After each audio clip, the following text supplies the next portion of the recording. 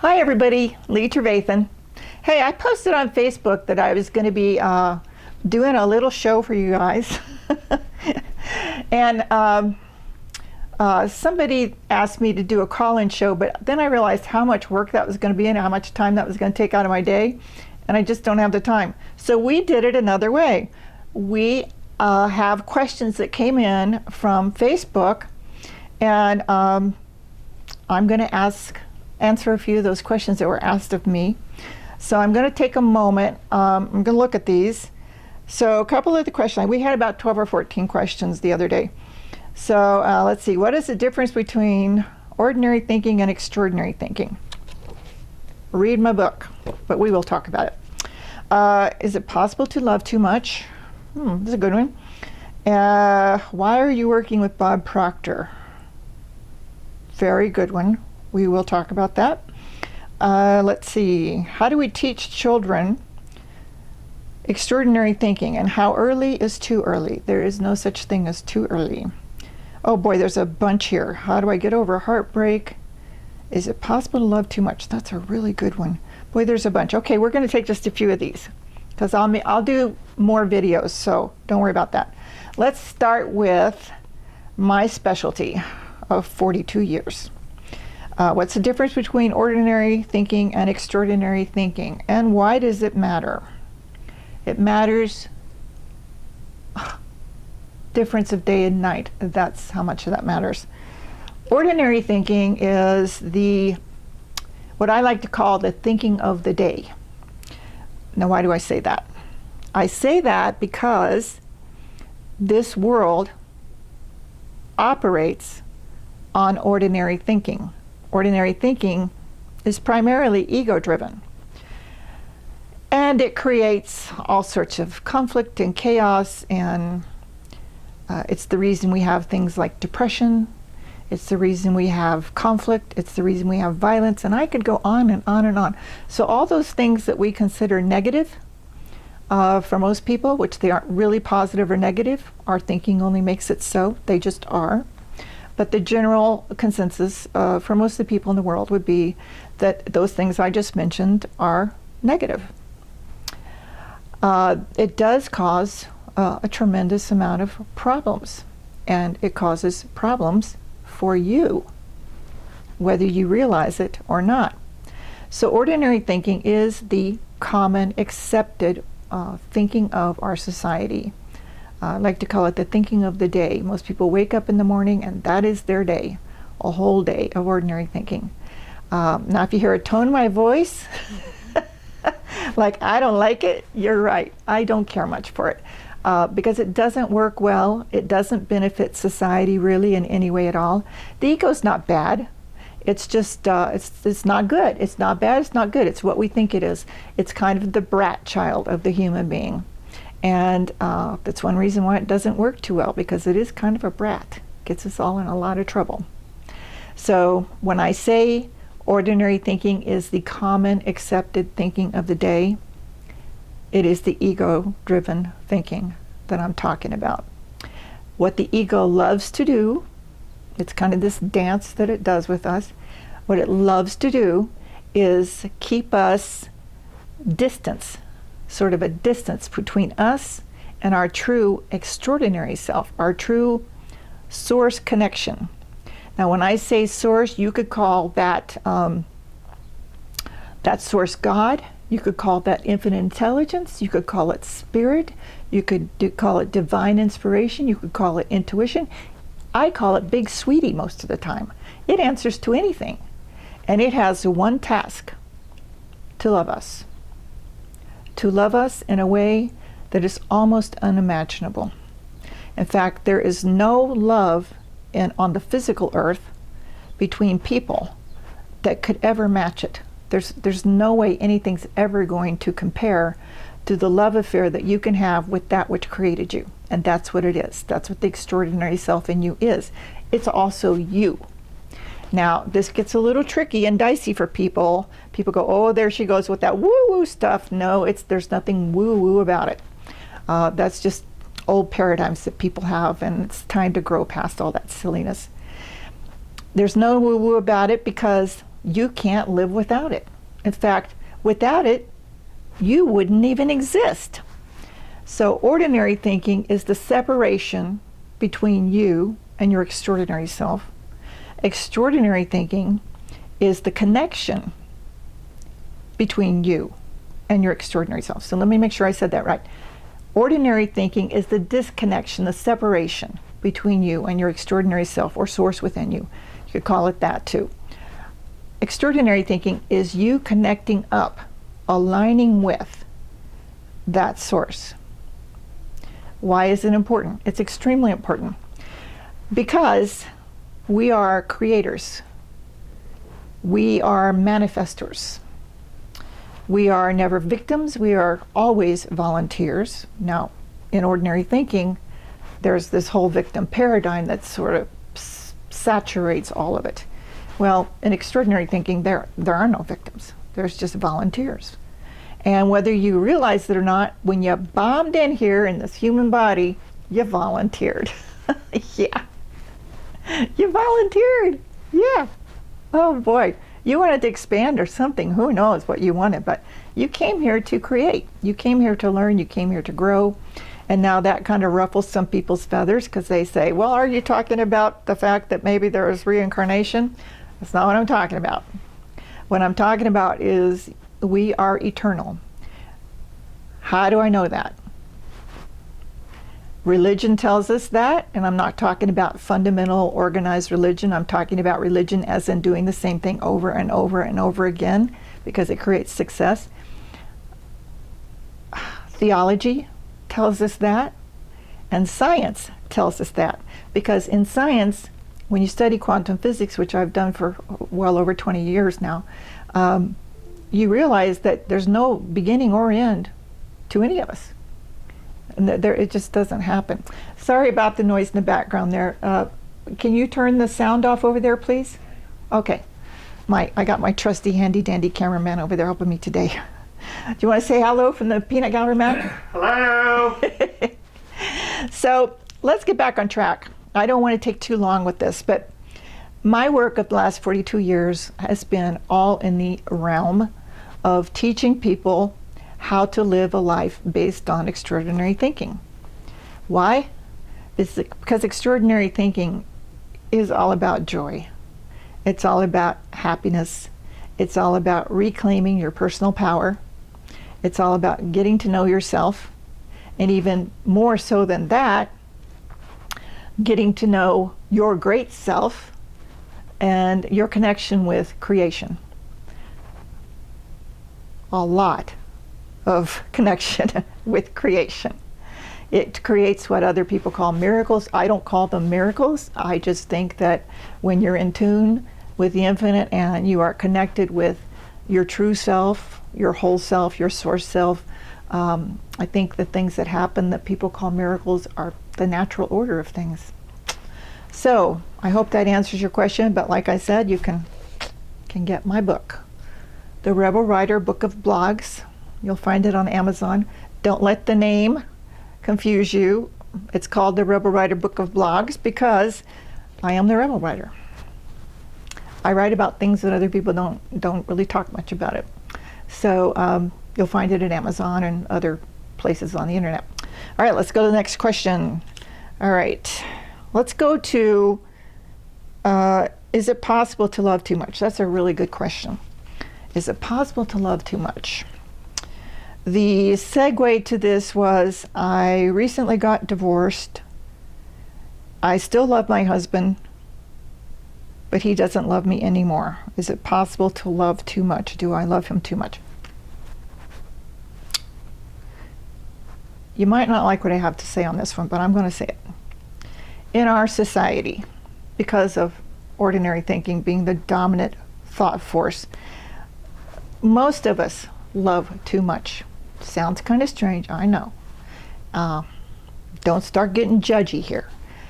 Why I'm saying that is we have these habits where we care way too much about what other people think about us. I have this habit, and my husband teases me, it's like, I have this habit, he'll start telling me about something, I'm like, I don't care. I don't care. I don't care. I don't want to hear about it. I don't care. And I'll tell you why I say that. If you love someone in, let's say, a romantic way, or even if you have a friend that you love very much, and that person is not returning to you what you're expecting, the problem is not that they're not returning to you what you're expecting, what you're wanting. The problem is you're wanting it and you're expecting it. It's really a control issue. And in ordinary thinking, what we sort of equate love with is acceptance. In extraordinary thinking, your goal is to just accept yourself to the highest degree humanly possible. That's what that is about. It doesn't matter it doesn't matter who else loves you. It doesn't matter. But it's really critical that you love yourself and you keep yourself in alignment with that which created you, that loves you unconditionally, in an unlimited manner that you almost can't conceive of, and that just sees you as magnificent. Just there's not even a word in our vocabulary in any language that I know of that could explain or describe how deeply you are loved. Your alignment with that source within you, your extraordinary self, your alignment with that is 1 billion times more important than whether or not some person on this planet loves you or doesn't. I would prefer that if you're going to love someone, you look at them from a point of view that is very similar to what creation uses to look at them. It's just they're just amazing, spectacular people. But the attachment to them is unnecessary. And in fact, when you are in love with someone and you love them the way that creation loves them, a lot of the silliness that's used in ordinary thinking to destroy relationships basically is unnecessary.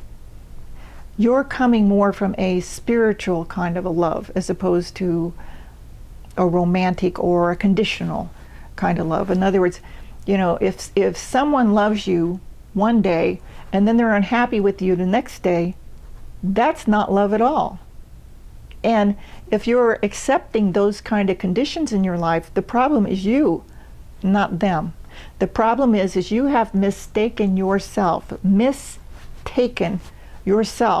to be something less than extraordinary. And you're willing to accept ordinary conditions. And I'm going to tell you, don't accept ordinary conditions. If you encounter someone who sees you as absolutely magnificent and loves you no matter what, because they're seeing you the way spirit, creation, define that however you want, intelligence, if they're seeing you that way, they're going to love you and really love you in a way you've probably never been loved before. Conditional love is for the birds. Kind of sucks rotten eggs. Just my take. All right. So why are you working with Bob Proctor? Oh, okay. So, great question. I do work with Bob Proctor. I'm a Bob Proctor consultant through PGI, Proctor Gallagher Institute. Why have I started to do that after 42 years of teaching extraordinary thinking and coaching and doing workshops and seminars and radio and television and books and all the things that I do? Good reason for it. There are people that I work with that extraordinary thinking is perfect for them. It's the thing that alters their life in miraculous and amazing ways. And they love it. They love it, and they'll come back to me. In fact, we just did a Zoom call recently where I had someone on that started with me in the 90s, completely changed her life, and is still every day using all of the tools of extraordinary thinking. And in her mind, she is an extraordinary thinker. She doesn't do ordinary thinking at all anymore. So that's 20 some years later. So I talk to people who have done nothing but extraordinary thinking, and it has shifted everything for them. And then there are some people who say, well, that ordinary thinking thing is okay with me to a degree. is there something more that doesn't involve this extraordinary thinking kind of woo-woo stuff? And I go, yeah, there is. There's a program that I do called Thinking Can Do Results that I do with Bob Proctor and Sandy Gallagher, and it is life-changing. It is a 6-month program. I talk to you once a week or once every 2 weeks, depending on how you're doing. You have a set agenda that you must follow, and you must follow, or I drop you like a hot potato. And it's going to require quite an investment for you to do it. When I look at that, I go, wow, that's not very much of an investment for a complete life do-over. Just my opinion. But I don't look at money the way most people look at money. In ordinary thinking, money has tags on it. In ordinary thinking, $1 million is a lot of money. It's a lot of money. Guess what? It's not a lot of money. It really isn't. That's old, been there, done there thinking. In extraordinary thinking, you have unlimited resources if you would only just tap into them and use your power of belief and your power of vibrational alignment. You can have anything you want. $1 million is a drop in the bucket, or even less. It's nothing. So it's up to you to decide. You can make it big or you can make it small. For me, what I charge to work with me for 6 months, I think is small. Some other people go, whoa, and I go, if you think you're worth it, you're going to do it. If you think you're not worth it, you're not going to do it. And I think that's probably a scenario that most Proctor Gallagher people, consultants, go through. They also have to justify the cost with themselves, but there is a cost to it. And it's going to punch your pocketbook, but it's also going to totally shift your life. So when you say, why would I be working with Bob Proctor when I've been doing my own thing very similar to Bob for 42 years? Extraordinary thinking takes the work that Bob's done just a tiny step in a little bit of a different direction. And sometimes people are just more comfortable with something like thinking into results, where you literally think your life into reality. All right, let's go to the next question. If you want to know about that program, I'm more than happy to tell you about that, and I'm more than happy to be your coach. So we're going to go into this next question, which this one surprised me because I didn't even know this one was going on. Why are you called the $1 Million Coach? I didn't know that I was until yesterday. First time I ever heard that. Okay, well, I can talk a little bit about that. That is something that started in Hollywood in the 90s. Because of my work in the film industry with actors and directors and producers and people like that, I got a few people on the A-list because I coached them and I taught them how to create their own reality. I taught them how to stay in alignment with the source within them, and if they would be willing to be joyful and happy and grateful, no matter what they see out here, they can have anything they want. Anything. So several of the people I've worked with became multi-millionaires. And I worked with some golfers that couldn't seem to get themselves to the U.S. Open, and I taught them how to do that using their mind, and they got to the U.S. Open and made a few $1 million. So that's probably where that came from. And until yesterday, I didn't even know anybody even had a clue on that one. I had totally put that out of my mind. All right, so I think this has gone on long enough. I am going to suggest again that you go to Amazon and pick up my book. This question came in yesterday. Why did you quit writing books? Well, I quit writing books. I made a mistake. I mistook myself to be something that was ordinary and someone that was ordinary. And I went into a dark place due to some conditions in my life, and I totally rejected everything that I knew. And I'll never, ever, ever, ever, ever, ever, ever, I could say that all day long and just bore the hell out of you. I'll never let that happen again. Never. I allowed some conditions in my life to pull me down, and I thought, well, in order to keep the peace, I'm gonna quit writing books. Just keep the peace. Well, now I don't care what happens. I'm not going to quit writing books. So guess what? There's a new book coming out. Yes, final touches are being put on it now. And as far as I'm aware, no one else has ever written about what I'm writing about. Hence the rebel writer tag that I get often. And it's going to be a fantastic book. And I'm going to tell you to get it. So a few people, just to end this, have asked about my coaching programs and my workshops and seminars and things like that. If you will make sure that I have an email for you, I'll get that information for you. So I don't know what platform you're viewing this on, but if there's a comment section of any kind, you can put it there. Otherwise, you can send it to my email. You can send your email to my email. And my email is Lee, L-E-E-T as in Tom, creative, C-R-E-A-T-I-V-E, at gmail.com.